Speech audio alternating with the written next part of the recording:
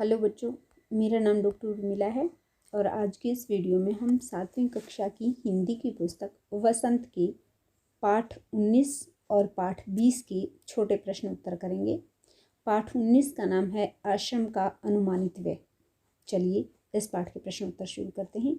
प्रश्न 1 है, आश्रम का अनुमानित व्यय पाठ के लेखक कौन है? उत्तर है मोहनदास करमचंद गांधी। प्रश्न 2 है, दक्षिण अफ्रीका से लौटकर गांधी जी ने कहाँ आश्रम की स्थापना की? उत्तर है अहमदाबाद, गुजरात में।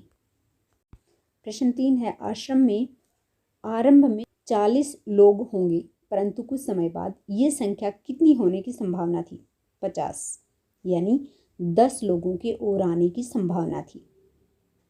प्रश्न 4 है, सपरिवार रहने वाले अतिथियों की संख्या कितनी होगी? उत्तर है 3 से 5। प्रश्न 5 है, आश्रम में कितने रसोई घर बनाने का अनुमान लगाया? उत्तर है 3। प्रश्न 6 है, आश्रम में पुस्तकालय में कितनी पुस्तकें रखने की बात कही? 3000। प्रश्न 7 है, रसोई घर के लिए आवश्यक सामान पर कितना खर्च आएगा? 150 रुपये। प्रश्न 8 है, मकान बनाने के लिए कितनी जमीन की आवश्यकता बताई? 50,000 वर्ग फुट। प्रश्न 9 है, स्टेशन से अतिथि और सामान लाने के लिए किस साधन का प्रयोग की बात हो रही थी? उत्तर है बैलगाड़ी की। प्रश्न 10 है, खाने का खर्च गांधी जी ने कितने रुपए प्रति व्यक्ति प्रति माह लगाया? 10 रुपये प्रति व्यक्ति प्रति माह। प्रश्न 11, खेती करने के लिए कितनी जमीन की मांग की गई? 5 एकड़। प्रश्न 12, गांधी जी के अनुसार 50 लोगों पर औसतन एक वर्ष में कुल खर्चा कितना होगा? 6000। कैसे आएगा 6000? क्योंकि 10 रुपये प्रति व्यक्ति प्रति माह था, तो 50 लोगों का एक माह का खर्च कितना हो जाएगा? 500 रुपये। और क्योंकि एक वर्ष है तो 12 महीने का अगर हम देखें तो कितना हो जाएगा? 6000 रुपये। तो इस प्रकार 50 लोगों का एक वर्ष का कुल खर्चा 6000 हो जाएगा। प्रश्न 13 है, शिक्षण के लिए कितने देशी करघों की मांग थी? उत्तर है 5-6।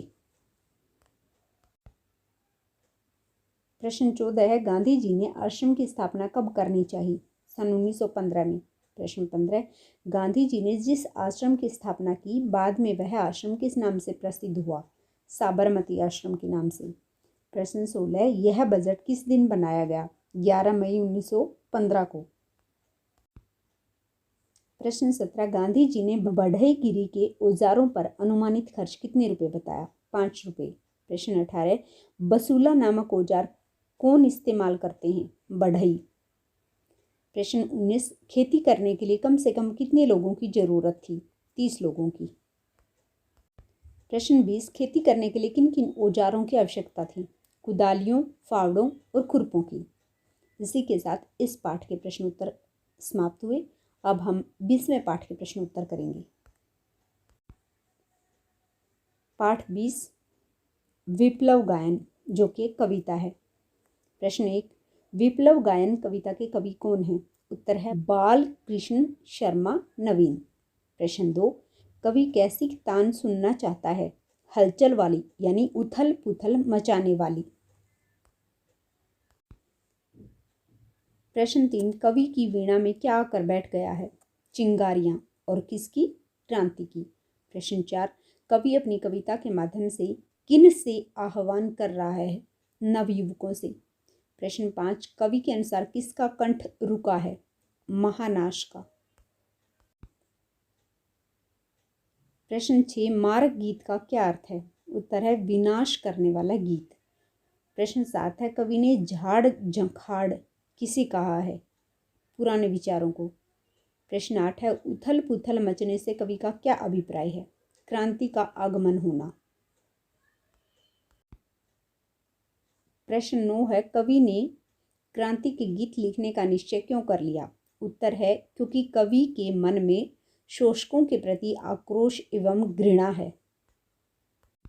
प्रश्न 10 है, कवि अन्य कवियों से क्या आह्वान करता है? क्रांति गीत की रचना करने का आह्वान। प्रश्न 11 है, ऐंठी उंगलियों के माध्यम से कवि किस बारे में बताना चाहता है? अत्यधिक कष्ट की अनुभूति के बारे में। प्रश्न 12 है, कविता में कवि का स्वर कैसा है? ओजस्वी। प्रश्न 13 है, कवि की वीणा से मधुर तान उत्पन्न करने वाली कौन सी चीजें टूट गई हैं? मिजराबे। प्रश्न 14 है, वीणा बजाने से कवि के शरीर का कौन सा अंग अकड़ गया है? अंगुली।